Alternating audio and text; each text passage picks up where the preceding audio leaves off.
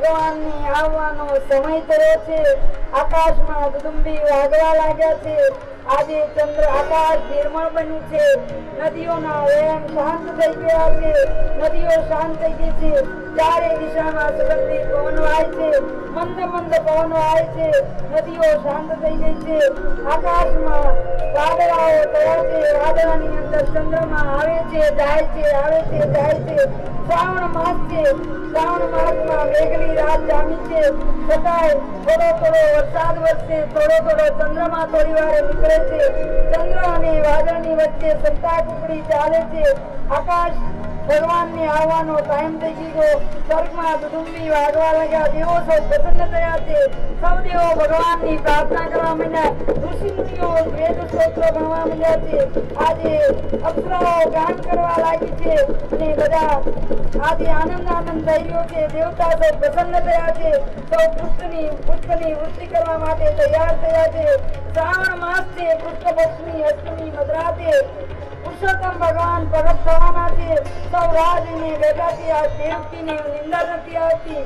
કૃષ્ણ પરમાત્માને ખબર છે કે આજ માને નિંદર મૂકવી જ જોઈએ મારે. એટલે પરમાત્માએ લીલા કરી અને માને નિંદર મૂકી દીધી છે. વસુદેવ એકલા જાગે છે. વસુદેવને બ્રહ્મ સંબંધ થયો છે.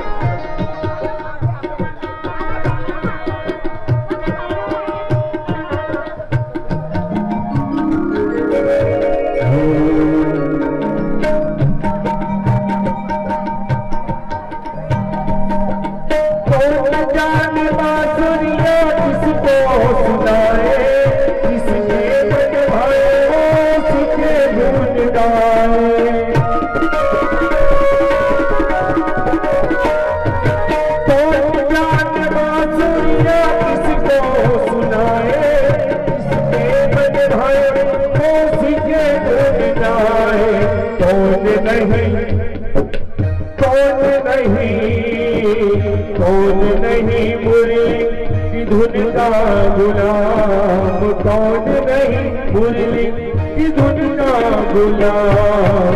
राधा का भी श्याम हो तो मीरा का भी श्याम, राधा का भी श्याम हो तो मीरा का भी श्याम।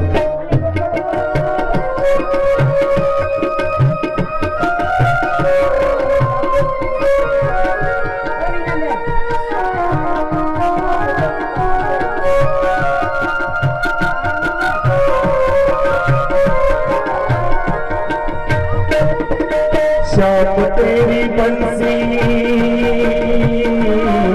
कन्हैया तेरी बंसी, श्याम तेरी बंसी तुम्हारे राधा, राधा का भी श्याम तो मीरा का भी श्याम, राधा का भी श्याम हो तो मीरा का भी श्याम।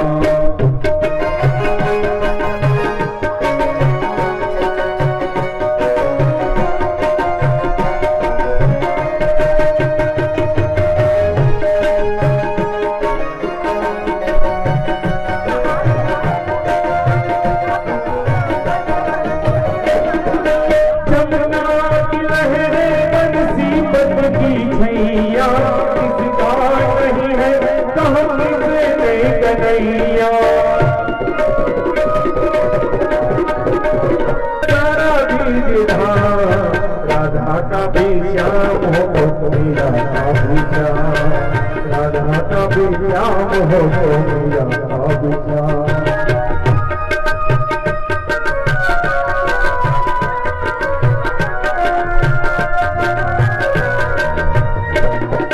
श्याम तेरी बंसी पुकारे राधा, श्याम तेरी बंसी पुकारे राधा, राधा का भी श्याम हो तो मीरा का भी श्याम, राधा का भी श्याम हो तो मीरा का भी श्याम, राधा का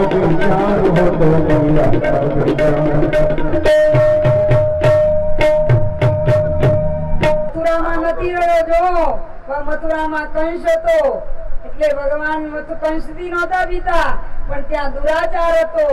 તે દુરાચાર હોય ત્યાં પરમાત્મા ન આવે, અધર્મ હોય ત્યાં પરમાત્મા ન હોય. ભગવાન કે છે જ્યાં ધર્મ હોય ત્યાં હું આવું છું.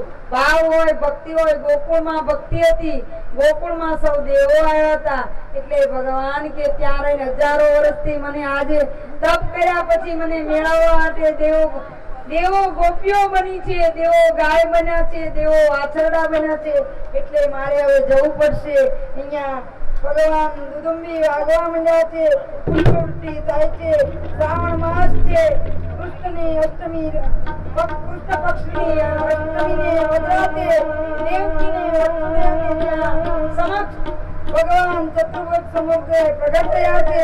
ચતુર્ભુજ સમુદ્ર પ્રગટ થયા એટલે વસુદેવ અને દેવકીએ ભગવાનની પ્રાર્થના કરી છે કે હે પરમાત્મા, તમે બાળ સ્વરૂપે આવો, અમે ચતુર્ભુજ સ્વરૂપે અમે કેવી રીતે તમને રાખીએ અને અમારો ઉદ્ધાર કેવી રીતે તમે કરશો?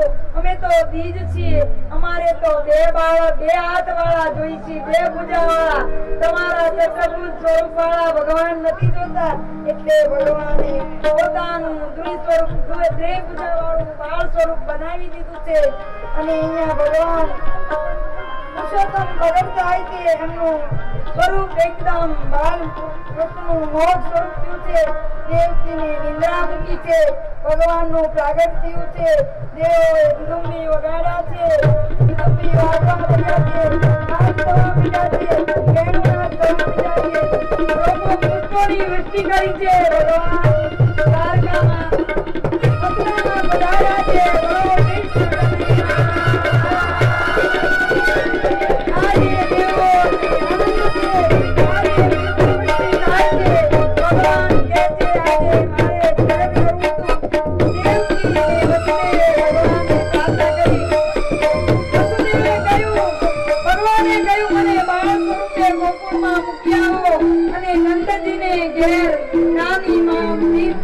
જન્મી છે એને લઈ આવો. વસુદેવને ભગવાને બંધનની વેડીઓ તોડી નાખી છે.